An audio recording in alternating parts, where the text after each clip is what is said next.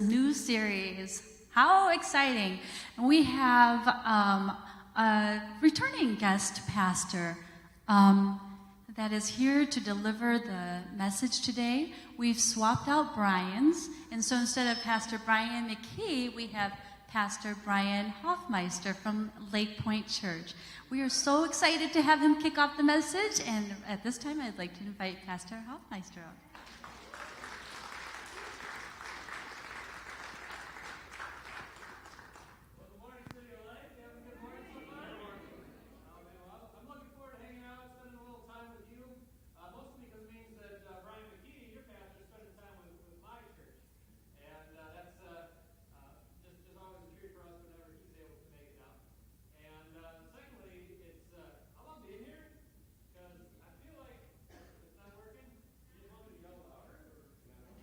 All right. That's my fault. That's user error. Anyway, I was saying it's great to have Brian at my church, Lake Point Church, Muskego. And it's good to be here because I feel like I knew you guys before you knew you guys. All right, back when Brian and Joel Lynette just had this idea that a city like Milwaukee is just lagging behind in multicultural issues, and the best way to solve that is with a multicultural church in the name of Jesus, carrying the gospel to their city. And it was just an idea. And then I watched them while they were doing the hard work of digging into who they were and what Jesus was doing in their life, and ultimately what kind of shape of a church would move around the calling that they felt on their heart. And then I watched them load up trailers to go to a movie theater. Those trailers used to go to our high school in Muskego while we were getting started, and now they're going to your movie theater, and then you get a building. And all throughout, you guys have even standing on social causes and justice causes. And what you probably don't realize is that for this pastor and this suburban church, when another issue comes up and we got to think about what we think about blank, like, I look to you guys first. I look to Brian and Joel Lynette first. Like, God develops my thoughts from there, but the starting point is always wherever you guys are starting at. You have that kind of influence in the greater Milwaukee area that we're following your lead and listening to what God puts in your heart first. Keep leading. Keep doing what you do. So like that video suggested, we're in a series this month. It's called Poured Out, and it's going to be a series about prayer. What does it really look like to pour yourself into this thing called prayer with God? And to do that, we're going to look at some of the most famous prayers in the Bible. Before we get to that, though, I got to ask a question that gets us in the right place today. By show of hands, how many of you are the middle child in the family you grew up in? You're like number 2 of 3, 3 or 4. Like you at least know I'm not the oldest and I'm not the youngest. I'm someone. Come on, high, proud, all of you. That's a good chunk of this room here. All right. You do realize they write books about people like you.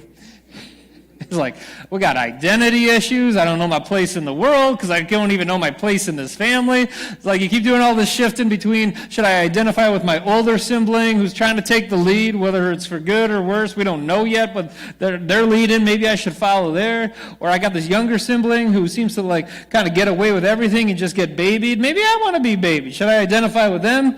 You got mom and dad involved. Like, do I want to identify with my parents? Or maybe I just want to identify with being in the middle. Maybe that's just my place in the middle of everything. And I had a chance to think about it this past month. My sister, who now lives out of country, was in town for a month. And she's the middle child in our family. And it was just refreshing. Brother was in town too, and we're trying to make some decisions. He wants to go to Great America while we're all together. I want to go to Noah's Ark, and Sis gets the deciding vote, right? Sis, what do you want to do? I just want you to know I value both of your ideas. I mean, it's terrible for actually making a decision, but it's really refreshing when someone does not feel the need to take a side. I'm just going to be in the middle. This past week surfaced plenty of issues with mom and dad, just like growing up. Everyone's mom and dad's got issues. And Bro and I, we just assume hide in the back and just let parents be parents and stay out of the way. But this is getting in the middle, because she's always in the middle. And I'm glad she's taking a shot at fixing them because I'm not going to do anything about it. But again, it's nice when someone cares enough to get in the middle. And there must be something to this whole birth order thing and why they write books about people like you, because this is carried out into my kids. I got 3 of them, and the one in the middle acts like he's in the middle. Like the very earliest years where he could start walking, he would walk into the middle of every hug between Melissa and I. And from the earliest years where he could start using his words, he would walk into the middle of my most private conversations. Right? Like I am whispering because I don't want my kids to hear this one. Right? But the kid can't answer the own sound of his name, but he can tell I'm whispering and there's something going on, and so he flies around the corner. What are we talking about? Middles just get in the middle. And I think our world is better for people like you. And what we're talking today has everything to do with getting in the middle. And so the word that God has from us, you middles are going to be the first one to get it. You firstborns, you lastborns, all bets are off. I don't know. We hope maybe you get something out of the message today. We're going to be in Exodus chapter 32, so if you brought a Bible with you, I welcome you to turn at this point, or we're also going to have the words on the screen, if that's easier for you as well. Exodus chapter 32, and a little background on where we're landing here. Just 45 days before the moment that we're reading about now, a big event in the Bible happened. It's called the Exodus. And in this Exodus, God is the hero of the story, like he's the hero of every single story. But Moses is his key representative of humanity in the middle of it. And Pharaoh is the villain, and the rest of Egypt behind him. Several million people just got liberated from slavery. And if you remember hearing stories of like 10 plagues and the parting of a sea where you got a standing wall of water to your left and your right, and people are walking through on dry ground, and this guy named Moses is holding up his hands in prayer over the whole thing. These are famous stories. These are cinematic stories, and that's the story that just happened. Even if you're not a person who's that much into the Bible yet, I'm sure you've caught some stories like this. And God's not just freeing a people from slavery, he's forming a people around himself.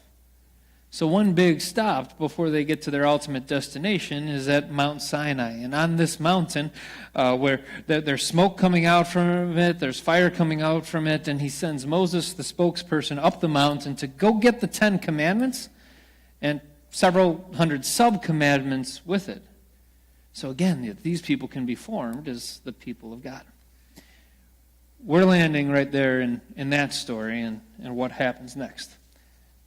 And it's probably a little bit different than you'd expect. Exodus chapter 32, starting with verse 1. It says, when the people saw that Moses delayed coming down from the mountain, they gathered around Aaron and they said to him, we don't know what has happened to this Moses who led us out of Egypt. It's actually been 40 days since Moses went up the mountain. 40 days, and it's an 80-year-old man who just walked up a mountain with fire and smoke. To us, it would look like a volcano, right? An 80-year-old and a volcano. It just seems like a bad combination. Who knows what's happened to this guy at this point? So that's a fair question. Their solution to it's kind of odd. They say to Aaron, Moses' brother, make gods who will lead us. Aaron said to them, have your wives, sons, and daughters take off the gold earrings that they are wearing and bring them to me.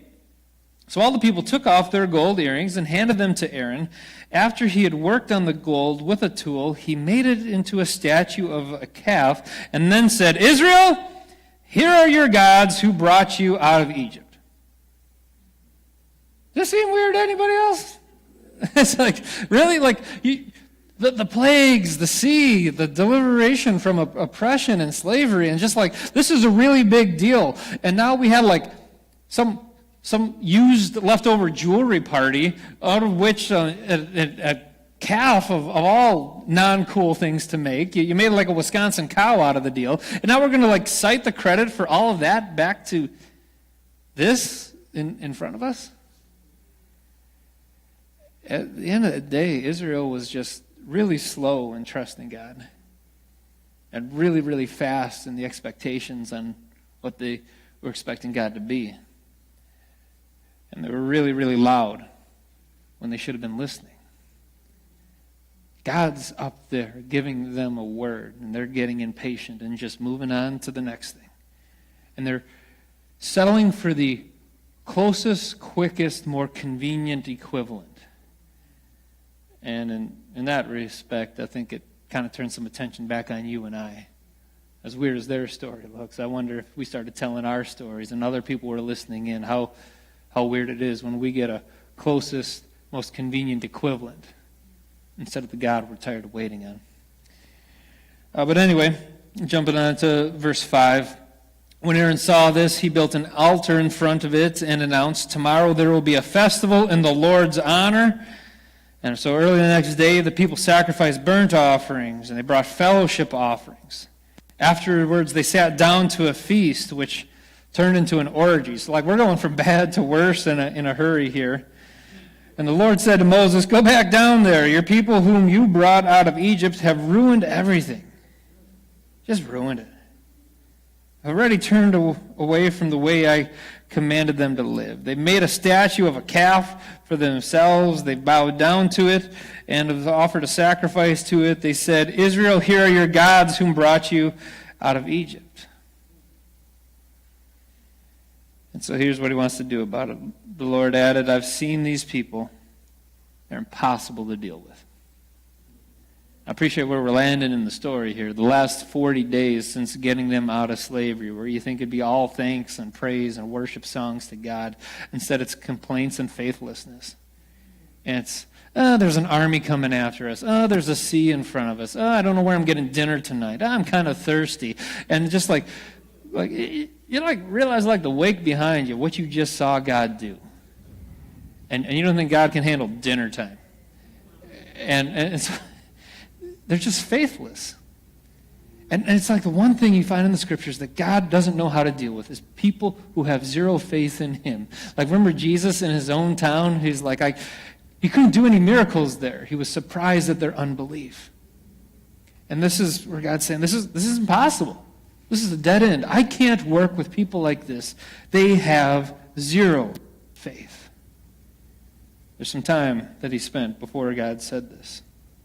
So the end result, "Now leave me alone," verse 10. Back up, Moses. You don't want to see what I'm going to do next. "I'm so angry with them, I'm going to destroy them. And then I'll make you into the great nation." All right, so that promised people, the people of God that he was going to form and make out of this world as messengers to the rest of us for God's goodness and the Messiah that would one day come. There was going to be a people. And so you're kind of stuck in this moment. It feels like, is this too extreme? Is this non-faithfulness from God? Is this non-love from God? But here's what you get. You got a faithful God going this way, faithless people going another way, and at some point God says, "I will continue to be faithful to the plan, but I can start all over again with people who do have faith." And that's what you see him doing. So it's as good as done. It's done for Israel as the people of God. It's Moses' job to get out of God's way, to back up and let it all happen. They will be destroyed. Moses is going to have a family, and the promise is going to continue on to people like you and I through Moses instead of them. But then, Moses pours himself into this next prayer. It reads, Moses pleaded with the Lord his God. "Lord," he said, "why are you so angry with your people, whom you brought out of Egypt, using your great power and mighty hand? Don't let the Egyptians use your great power. Don't let the Egyptians say, 'He was planning all along to kill them in the mountains and wipe them off the face of the earth. That's the only reason he brought them out of our land.' Don't be so angry. Reconsider your decision to bring this disaster on your people. Remember your servants, Abraham, Isaac, and Israel. You took an oath swearing on yourself. You told them, 'I will make your descendants as numerous as the stars in the sky. I will give your descendants all the land that I spoke of. It will be their permanent possession.'" So the Lord reconsidered his threat to destroy his people. reconsidered, relented. Moses changed God's mind. Now, I don't know about you, but I didn't know that it could work that way. Right? Like, he's God, we're not. He sets the direction, we follow it. And anything that I've ever known or ever been taught about prayer is like, prayer is not supposed to be like your personal wish list. Prayer is supposed to be your effort to sync up with God's will. So when God is saying his will is going in this way, you use your prayer life to join him and head in that direction with him. But here we get a story where God very clearly articulates his will. It's going in this direction, and Moses has the audacity to take his prayers and instead go in that direction. And as these two collide together, God is the one who says, all right, I'm going to change my mind and I'm going to get in the direction of your prayers. Does it really work that way? Can your prayers really change God's mind? And here's a story in front of us that says yes. Now, stick with me on this, all right? We got to develop this a little bit because this is powerful kind of stuff. This is world-changing, famous prayer kind of stuff. You don't just like grab a hold of this and then, I don't know, pray for more sunny days and Packer wins, right? Like you gotta, let's use this for what it's actually used for. Middle kids, this is your turn to lead the way, all right? The power of Moses' prayer came from Moses' position of getting in the middle. The power of Moses' prayer came from Moses' position of getting in the middle. You have no power to intercede with your prayers until you have taken time to get in the position of being in the middle. Okay, stick with me on this. This is not just any character of the Bible. This guy is unique. It says how unique he is in Deuteronomy 34:10, that no prophet has risen in Israel like Moses. No one else is like him, whom the Lord knew face to face. Now, when it talks about Moses this way, and I don't think it's just talking about that moment of glory, the cleft of the rock, let me see you, Jesus, kind of moment, although it is connected to that. That special moment of his glory was really just the culmination of thousands of moments of seeking out his closeness before it. You see this trajectory in his life again and again. When things went wrong in Israel, Moses fell on his face and into prayer up close next to God. When help was needed for Israel, Moses lifted his face and his hands to heaven in prayer towards getting close to God. Routinely, when there was this place called the tabernacle, the tent of meeting, people would rise, and Moses made his daily routine of going into the tent of meeting to what? Pray and be close with God. Early on, when he's being commissioned to go lead this exodus, Moses says, no. Not until you tell me who you are. Not until you tell me how to get close to you. Only then will I go. At critical junctions in his life where Moses wanted to quit and didn't want to go forward, his words to him were, God, if you go with me, the answer is yes. If you don't go with me, no. In other words, I don't do anything without being close to you. Moses got close to God. The whole cleft in the rock glory moment, that was just the culmination of thousands of moments that lived up to it. Like Moses got into God's presence and knew who he was. Equally, though, Moses got into the predicament of the people around him. And he knew what it was like to be them. Again, we got an 80-year-old man here who's had some time on his hands to think about this. The first 40 years of his life was an observation on the Egyptian side, looking into the Israelite camp, just saying, this is wrong. Someone ought to do something about it. He did something about it. It was wrong as well. And then he had 40 years to ponder what would really be right for a people that's inside of oppression. And now you get this 80-year-old man who all he knows is like how to guide little sheep that are dumber than dumb. They got to get in a certain direction. And now he has a few million post-slave people who don't know this God yet. And they keep complaining and bellyaching against him. And they're dumber than dumb. And he's slowly guiding them in a direction back. Here's food, here's water, here's direction towards the presence of God where we're going to hear him. This is both sides. Moses spent time in God's presence, knowing him and being close. Moses spent all sorts of time pondering the predicament of the people around him. And out of knowing the predicament here and the presence there, he got in the middle, and then he got to praying out of that. And there's a richness in the prayers that come from this. Like you and I, when we jump into prayers, like we're just dealing with facts sometimes. And facts kind of lead to surfaces. Like, I don't know about you, but I'm like, God, I pray that their cancer would go away. That's obvious.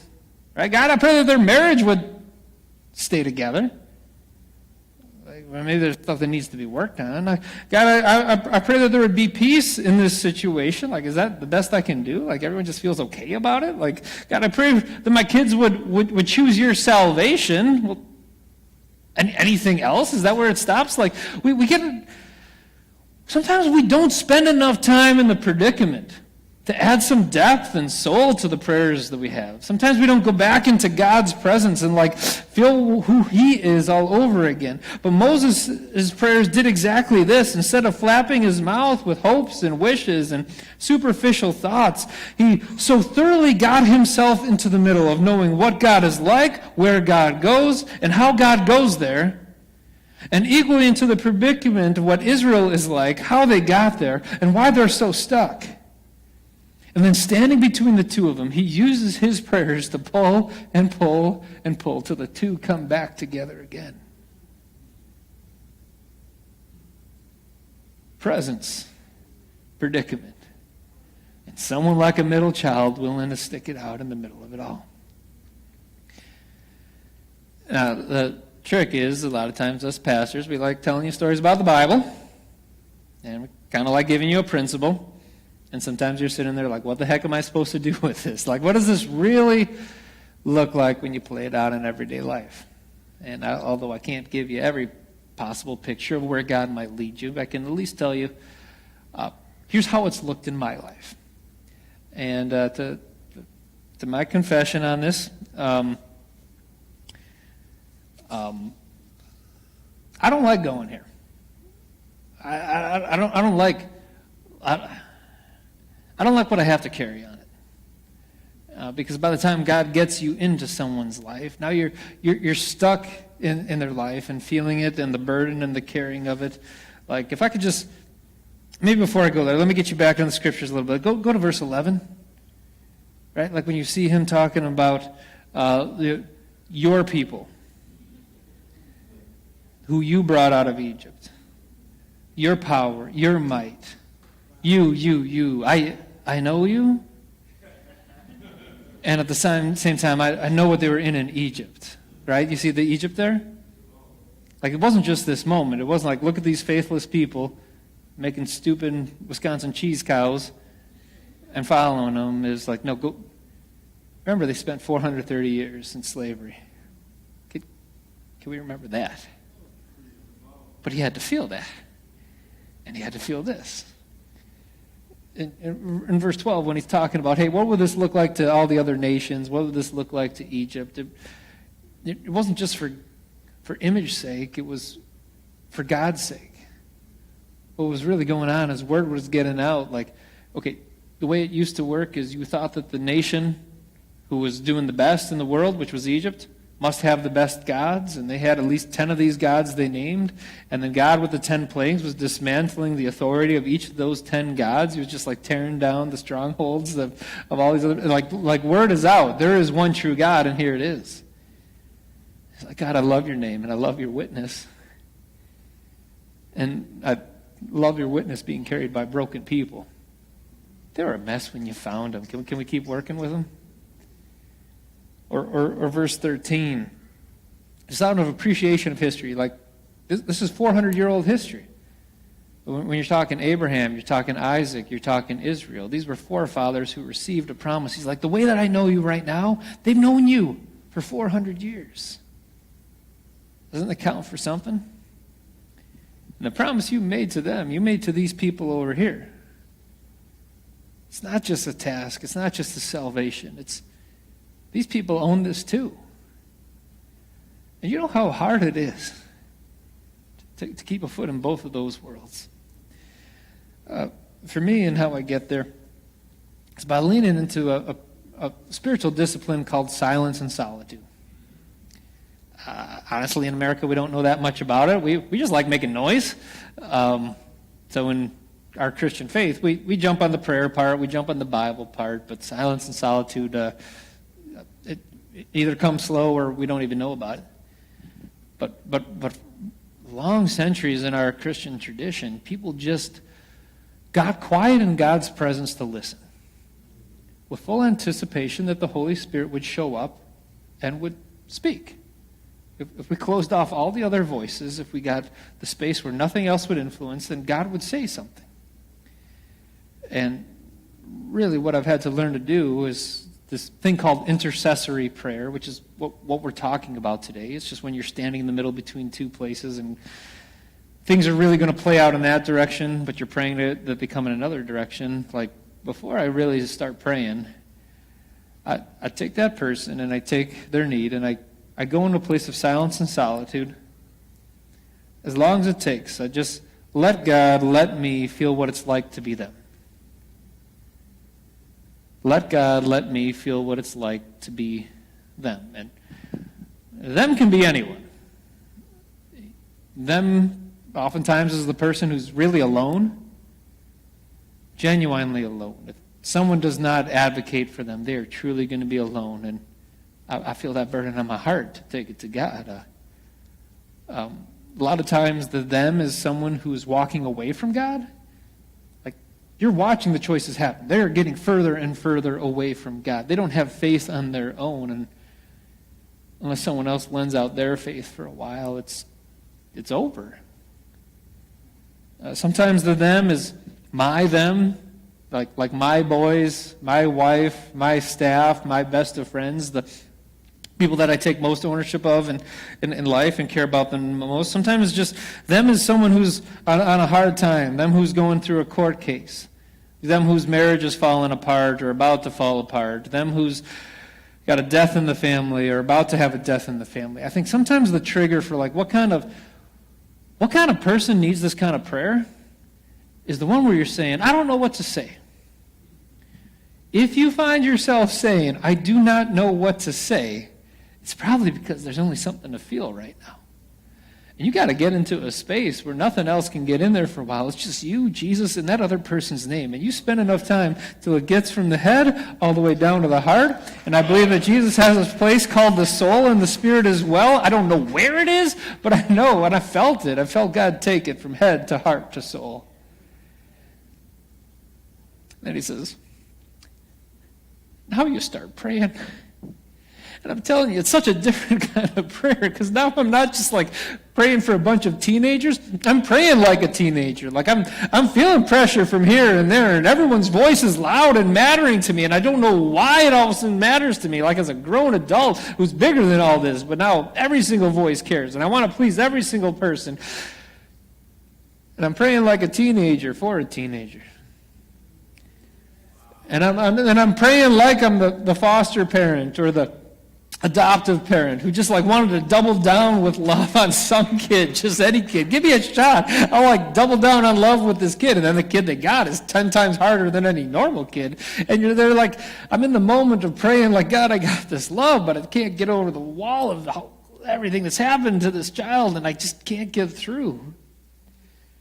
I'm not praying for them. I'm praying like I am them. And gosh, I got even gotten into praying like I'm a divorced woman. You know how weird that is? It's like I'm sitting there long enough and realizing it's not about just like how much it hurts that a relationship was over, or the nasty things that were said. It's just like I'm still in this spot where this man still somehow gets to degrade me and treats me like I'm lesser. And now if I want to fight for myself, I have to advocate for myself. And sometimes that means paying money I don't have to lawyers I don't want around. And then in the middle of this, like, can I just get a hug? Like, can someone just tell me one day when I come home I'm okay? It's going to be okay. And so I'm not just praying for this divorced friend. I'm praying like I am her. And one of the hardest darn parts is it's not that prayer, that day, that week. There are people that I got into that space with God for 3 years ago, and he still won't let me out. just all of a sudden it pops back in like I'm right back there. But in the middle of that, I've seen through these intercessory prayers, teens make possibly hard decisions for the right choice when no one else is going there. And I've seen court cases altered. And I've seen people that are depressed grab a hold of a hope and hold it like it's really theirs. It's not just out there. I've seen people that slam the door on God now crack it back open again, just a little bit. I've seen marriages that yelled at each other, it's over. Turned around and said, let's have another conversation. Let's talk a little bit more. And appreciate this. In the stories I'm telling you, like, it didn't fix the whole thing. It just bought them another day. It just bought them a second chance, and that's exactly where Israel's at. These people got faith issues. There's a lot of growth that needs to happen. Moses, in his intercession, just made sure that they didn't die that day. They got a second chance to choose their own faith. They had to grow and choose their own faith in God from there. The intercession lent out his faith long enough for them to find their own. If I had any way of summing up what intercession is, it's that. It's lending out your faith to someone who's bankrupted it on their own right now. All right, of God, I have faith in you. Can that count when they don't have faith? God, I'm going to pray to you when they're not smart enough to pray. I'm going to choose you. I want you, even if this people over here doesn't want you. And that was the story of Israel. Right? They're so dumb that they're making images and praying to that and giving it the praise for getting them out of Egypt. And in the middle of it, Moses just keeps standing in the middle between the two and saying, until they're smart enough to choose you with their own faith, look at my faith right now. And be a faithful God that looks past the faithlessness of this people. And instead of the mile difference between the two, you're turning it to 2 miles and 10 miles. I'm going to turn you back towards each other. And can I tell you the most beautiful thing about this? It's not even this person over here that gets their next shot. It's what you just learned about Jesus for yourself. What did Jesus do for you? There was a God that was super faithful over here. There was a person who was really faithless over here. Called me. Called you. And Jesus says, I'm going to stand in the middle between the two of you. I will know what it is to be fully God. And I will know what it is to be fully human. And in your predicament, and in between the two, I'm going to make some choices, and I'm going to say, God the Father, let my choices count to them until they're smart enough to start choosing you for themselves. Let me set them up with a chance to grow their faith in you all over again. And what you have done in this moment is not just help your friend out, but you practice what it is to be a disciple of Jesus, to know what it is to be him. Our faith in Jesus is not just that he carried, crucified, and resurrected the sins of the world. Our faith in Jesus is that we live it for the next person as well. That you carry their sins, that you carry it over to a God who's crucified it, and that they've got a resurrected second chance at all the faithless direction they're heading right now. That's what this prayer is. It takes you into discipleship. Rather than me keeping talking about it, can we just pray, City of Light? You want to pray right now? If you could, let's stand together. And maybe if you want to hold your hands open in symbolism of, God, this time I want to receive a prayer for someone. I got my own list and I got my own needs, and I hope you get to it. And I know the facts of their situation, but God, I want to go deeper. I want to receive your prayer. I really want to get in the middle right now. Just keep those hands open and picture someone in that faithless moment of, man, the great command was love. It's as simple as that. And they're walking away from loving God and loving their neighbor, and you see it. The Great Commission is to make a disciple, and This person maybe even called themselves a disciple at one point, and they're walking faithlessly away. There's a great counselor that would give real wisdom to the situation, but they're going after their ways, after their truth, after the life they're picking, instead of choosing the way, the truth, and the life in Jesus. And Jesus is about to give you a prayer that stands in the middle. And Jesus is about to give you a prayer with faith that you can have until they're smart enough to choose faith on their own all over again. And so I don't exactly know how we do it here at City of Life, but if you want to receive that kind of prayer from God on someone else's behalf, can I ask you to just come forward to the front right now? Just come here and stand. I understand that we have some prayer intercessors that might make their way around and come up behind you. And as you come forward, come without any words. Just come with one name. One name that you think he would have you stand in the gap for inside of this moment. And you just keep your hands open. And for the next 2-3 minutes, I'm going to be quiet. You just let God let you feel a little piece of what it's like to be them. And see if it maybe gets out of your head and into your heart and maybe a little deeper from there. Wherever you're standing, whatever you're open to, just hold those hands open and say, God, here's my name. Holy Spirit, whatever you would put on my heart for them, I receive it right now. Just a few minutes for you and God with that.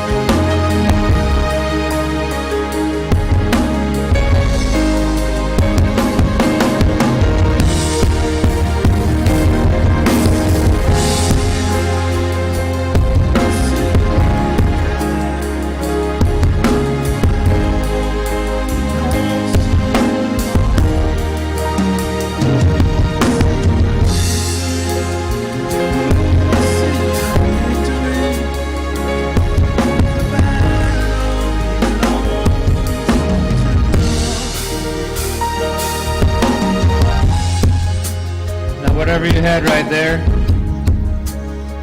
it needed to go further than 3 minutes. And God's going to take you back in there another 30, maybe another hour. Today, maybe another day. There's a lot that's on that person's spirit right now that he wants you to be able to carry on inside of yours. But to the extent that he gave you a little glimpse of what it's like to be them, turn it back into the prayer out of that depth and that understanding. As best as you got words for it, let's lift up our prayers to God. We got our prayer intercessors in the room. I don't know if you got time to ask. Just come around and put a hand on someone's shoulder just to make sure that they know that they're being prayed for as well, that they're not alone. But lift up your prayers for God. What is it that your friend needs prayer for? What predicament is impossible to solve? Where is faithlessness going so far down the road that nothing will pull them back except from someone standing in the gap and saying, God, I'm going to lend you my faith right now. Look at my faith instead of theirs. Someday they'll choose you. But until that point, listen to my faith and my prayer. Because they matter too much to let them go. In your name, in your glory, and your witness in this world, it matters too much to me. Hear my prayer, Jesus. Hear my prayer, Father.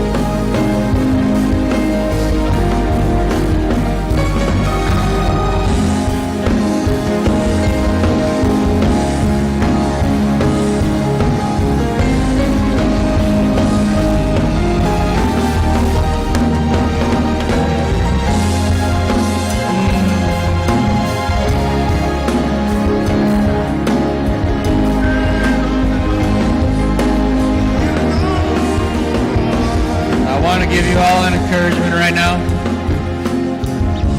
Because I know if your heart got open to this, it feels like you can't say enough. It feels like your heart doesn't have the capacity to carry enough. And you're right, and that's correct, and that's the beautiful thing of it. The work of an intercessor is not to carry it all yourself. It's not to have the capacity to feel everything that person's in the middle of. It's just that you've used your prayer to get them over to a God who does have the capacity to carry every heart and every burden in this whole world. It's not your job to carry it. It's your job to get it over to the God who does, whose capacity is so big. So lay the burden down. Take the relief of knowing you got it into God's presence. And from here, anytime He does put it back on your heart, you just go ahead and walk it back to the God who can carry it all over again. That's your work of your intercessor. It's not yours to carry, it's Jesus' to carry. He's just looking for someone's faith to get it there. Amen and amen. So you like, keep staying and worshiping and praying if you like. Let's consider class dismissed for anyone who does need to get going. If you're a guest, please stop at that Connect table. We want to get you a gift. And we're talking about prayer next week and the week after that, the week after that. Keep coming back, City of Light. Love you guys. Looking forward to being with you again sometime. I'm gonna see a victory. I'm gonna see a victory. Yeah. The battle belongs to you, Lord. That's beautiful. I'm gonna see a victory. I'm taking advantage of actually having time on the clock. They don't let me do this in my face. For the battle belongs to you, Lord. I'm gonna see a victory. I'm gonna see a victory. For the battle belongs to you, Lord. I'm gonna see a victory. I'm gonna see a victory. The battle belongs to you, Lord. I'm gonna see a victory. No mountains. I believe. See you do it again. You made a way. And there was no way. I believe, victory. I'm gonna see a victory. The battle belongs to you, Lord. I'm gonna see a victory. I'm gonna see a victory. The battle belongs to you, Lord.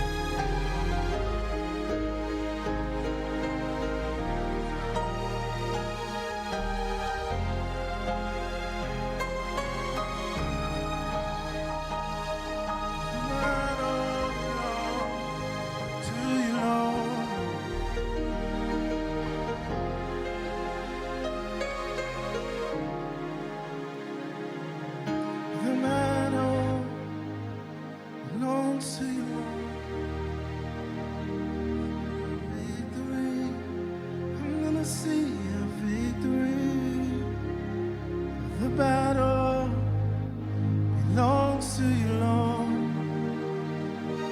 Gonna see a victory. Gonna see a victory. For the battle belongs to you, Lord. Gonna see a victory. I'm gonna see a victory. For the battle